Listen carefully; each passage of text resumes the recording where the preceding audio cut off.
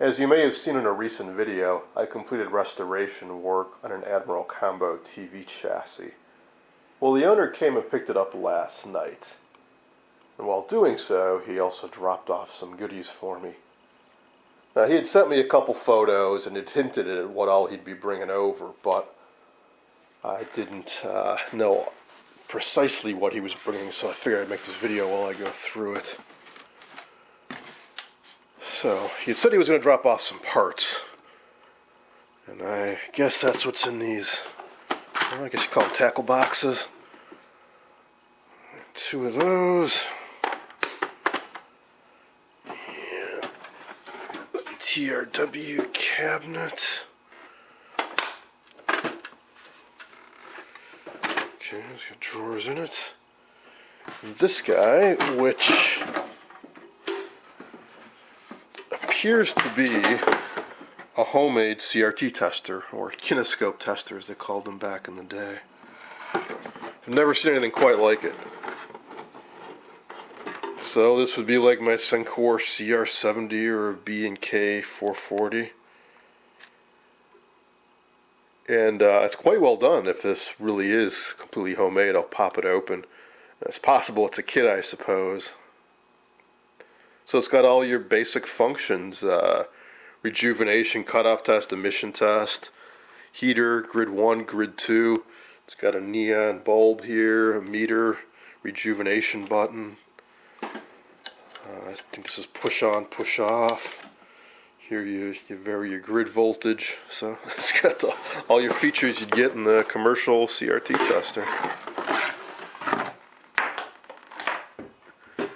And this is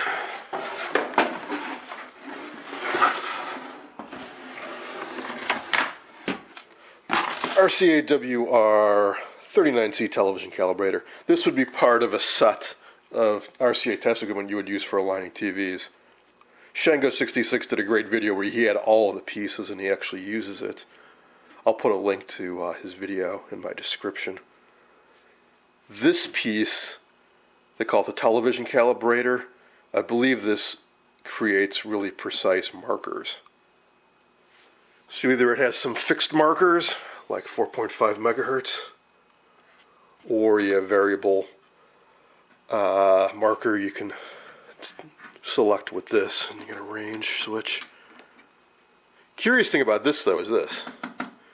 Speaker and a headphone jack. That is used to calibrate this against, I believe, built-in crystals. And I think, or it's for calibrating the crystals in this against an external source, because there is a crystal just here.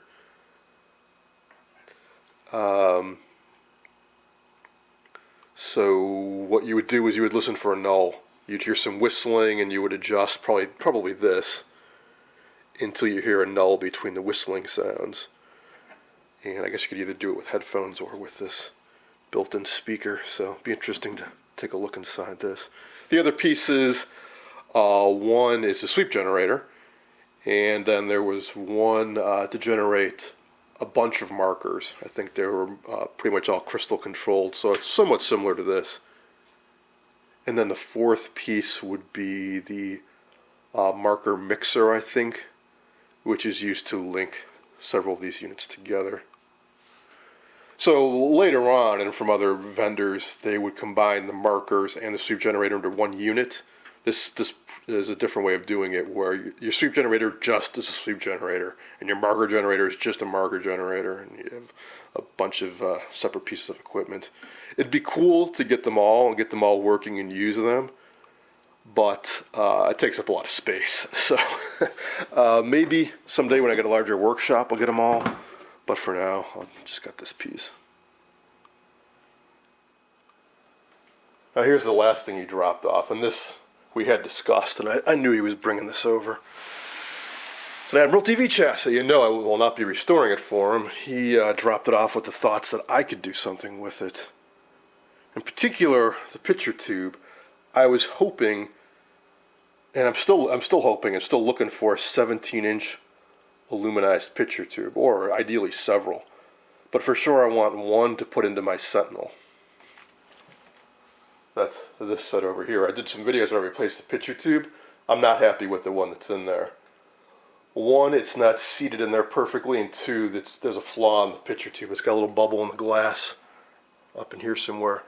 Plus, it's not aluminized. Aluminized picture tubes are, in general, a brighter, sharper picture.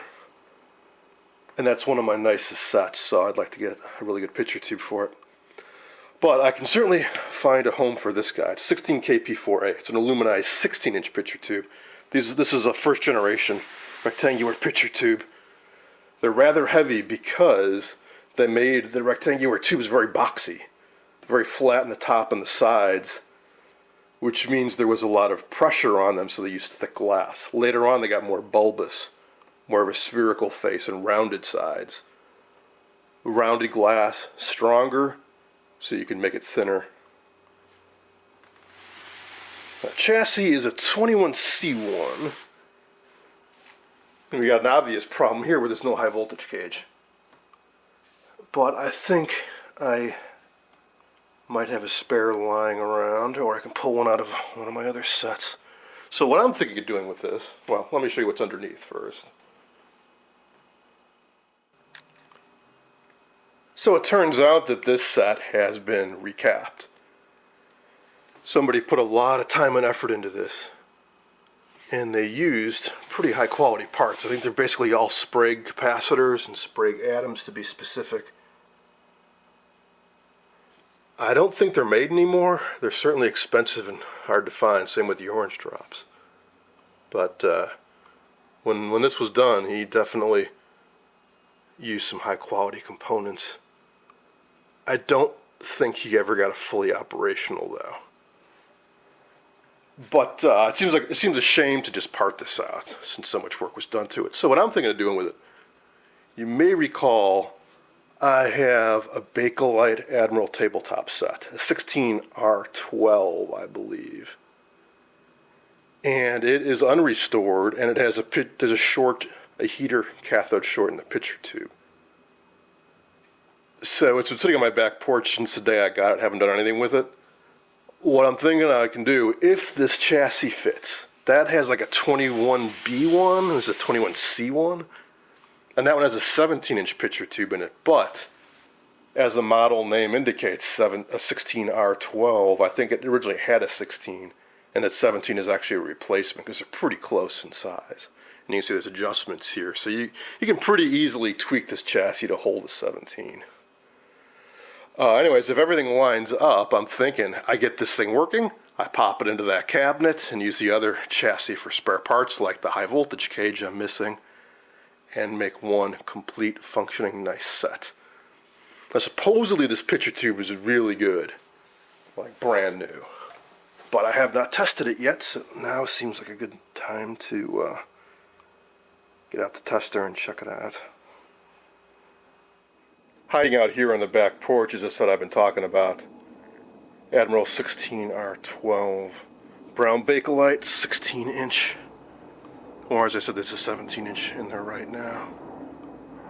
So you can see the opening, very flat sides, rounded corners, so I think a 16 will work in here just fine. You may recall I did a restoration series on a 16R11 that looks exactly the same. Well, the difference is the R11 is black Bakelite, R12 is brown. So I actually have done a restoration series on this the very same model, just different cabinets. Door's got a crack in it. Hadn't noticed that before, but not the end of the world. At least it's got the door, and I can dig up knobs for it. And the cabinet's dirty, but it's in pretty good shape as I recall, and it's got the back, the metal copper plated back. So I'm not going to pull it out right, well, I'll think about pulling it out right now. I got a lot of stuff in the way. I'm on the back porch that I've been slowly organizing, but still got a ways to go. That thing's really heavy too. But yeah, I guess I better find out sooner than later if that chassis will actually fit.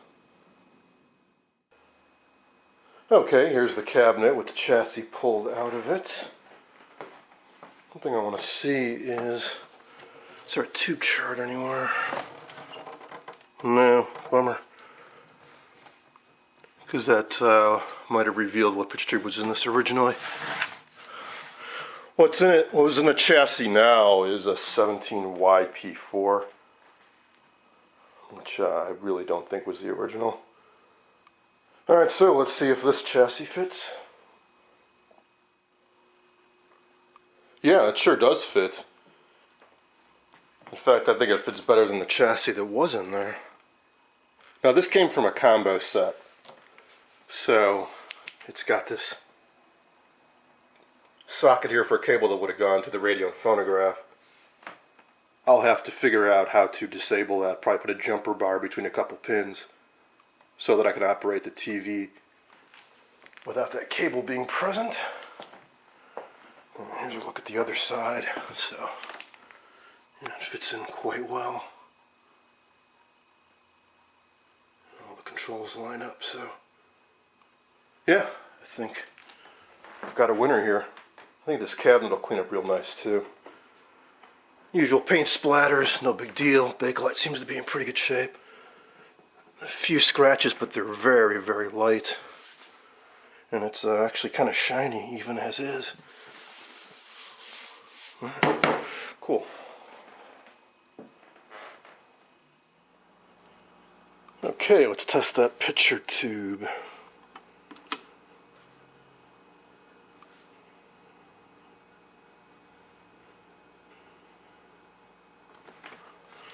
Yep, sure is glowing.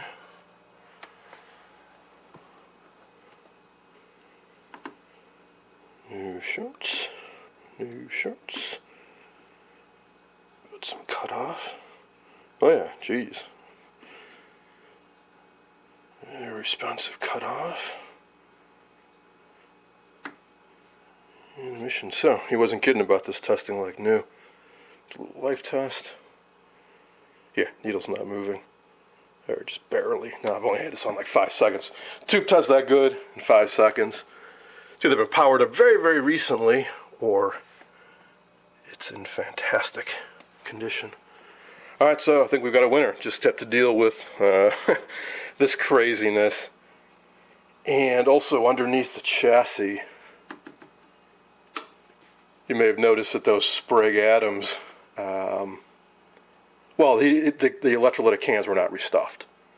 Discrete capacitors were placed underneath, and the original leads going to the cans were cut off. So I'll have the fun challenge of trying to figure out what he did, how he rerouted the wires. This looks a little puzzling too. Why do we have a wire coming out here not going to anything? 2 of them. It's probably the speaker. That would make sense. Alright, so this will be a fun, interesting, upcoming project. Typically, I work on sets that have seen little, if any, servicing, and what servicing they may have seen was done ages ago. So in other words, they're virtually stock. I use the original service info. I can look at parts placement diagrams, and everything pretty much matches. Working on a set that somebody else has been tinkering with, it always adds an extra dimension of challenge to it.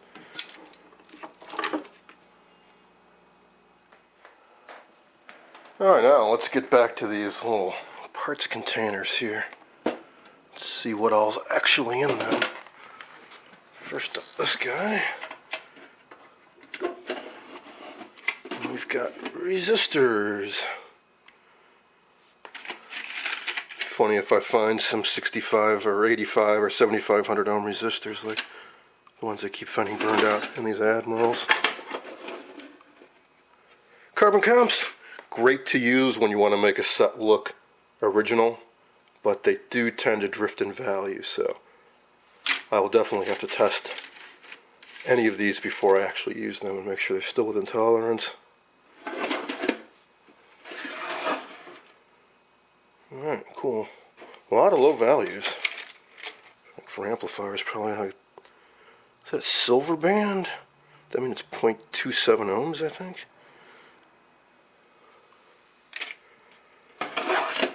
Okay, how about this guy? Got parts both in the top and inside. Let's see, so what's in the lid first? Alright, some mica caps. Always nice to have.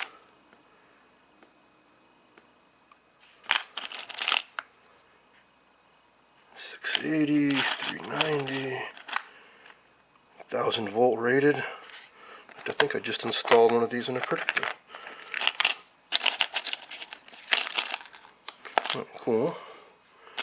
Some ceramic disc. Wouldn't mind finding some like ones that are rated for 6,000, 10,000 volts. I'm not sure what the heck these are. These might be so like surge protectors, like MOVs or something. I'm not sure. OL2X103, so that might be 0.01 microfarad. Line rated for across the AC line, something like that. Some tubular ceramics. Occasionally I need to replace these, although very, very rarely. These are almost as good as mica. They're very temperature stable.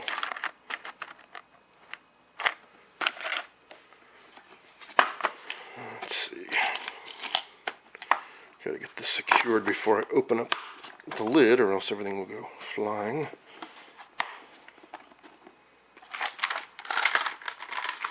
And more power resistors. And some caps.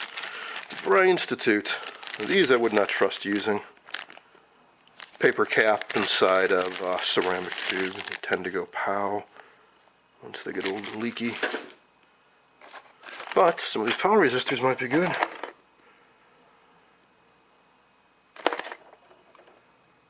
$5,000 ohm, 20 watts. It's close to what I need for these Admirals. Unmarked, but it's the right size.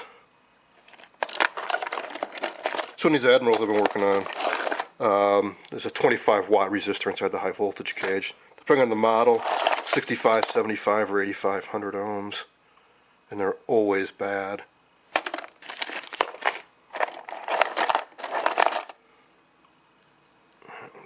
Seen better days. Little precision guys, you find these in tube testers sometimes, like Hickox. 5,000 ohm, plus minus 1%. A bunch of them. Probably scrapped out of some test equipment. 50,000 ohms, 20 watts. Yeah. So definitely some goodies in there. How about this guy? Well, let's see right away. We got ceramic trimmer caps on top. Or no, these are trimmer resistors. And these are all trim pots, some crystals.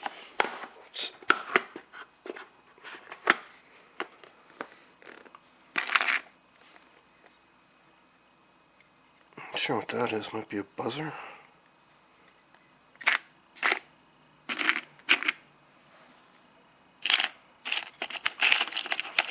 Probably color burst. Yep. 3.5979545.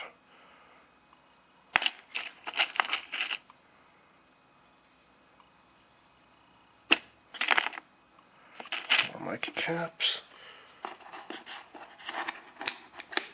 few transistors.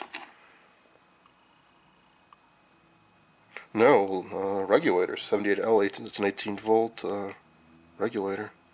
Very low power, of course.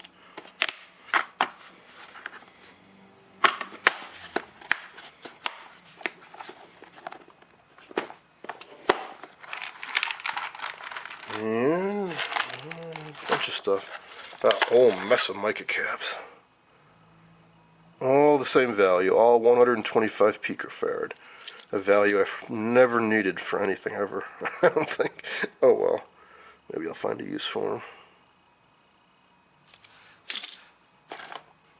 Base off a picture tube. Reliatron. Bunch of paper caps. Not paper caps, rather, I mean plastic film caps. General Instruments, 1 microfarad, 400 volts. A bunch of different values. Might still be usable. These are always useful to have. A bunch of them too. So it goes the antenna terminal on your TV, 7500 ohm to 300 ohm balun, or matching transformer, whatever you want to call them.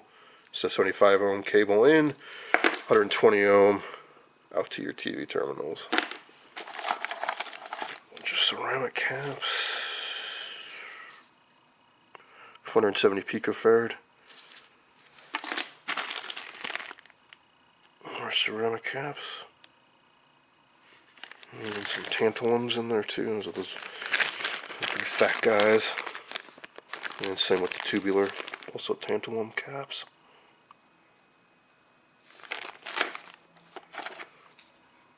Oh, here's something. If you don't know how to read those bumblebee caps, here you go. Dial in your colors, and then you can read out the values. So, suppose we got brown, black, orange. Brown.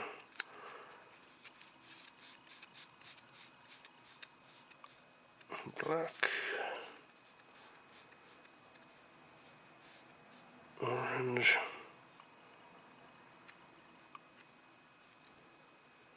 A little hard to read. I'm not sure why the number's not coming up on that. Oh, there we go.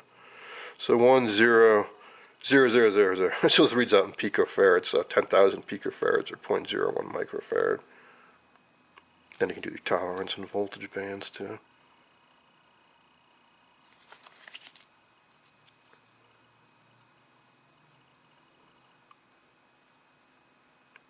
Copyright 1949.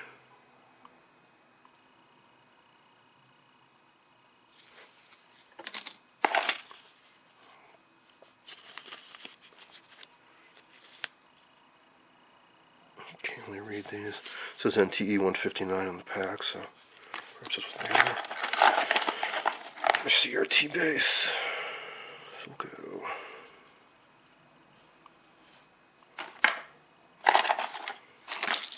And a bunch of caps. Oh, doorknob cap. 500 picofarad, 20,000 volts. Nice to have spares. So some TVs didn't rely on that DAG conductive coating on the outside of the picture tube.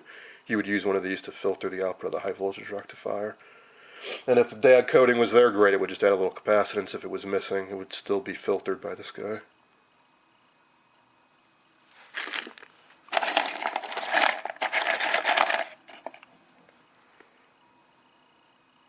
Alright, so definitely some very worthwhile parts.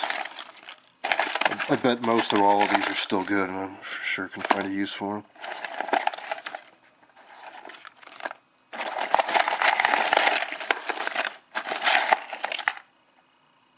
I guess one last thing I'll do is take a look inside of that homemade CRT tester. I spent some time going through those parts caddies and definitely found some good stuff. A bunch of mica caps, tantalum, ceramic, big old film capacitors, all 1 microfarad. Good ceramic, bunch of those 75 to 300 ohm transformers, bunch of 1 and 2 watt carbon comps, some good power resistors, and some oddball and interesting parts that I want to check out further, like these guys. Welwyn, Canada. I think it's a 100 mega ohm resistor, 2%. That's a 10 mega ohm, 1%.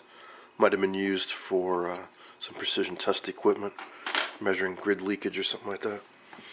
And this TRW parts holder here. I peeled off the masking tape and it still has all the original drawer designators. This was clearly a resistor assortment going from 47 ohms to 10 mega ohms.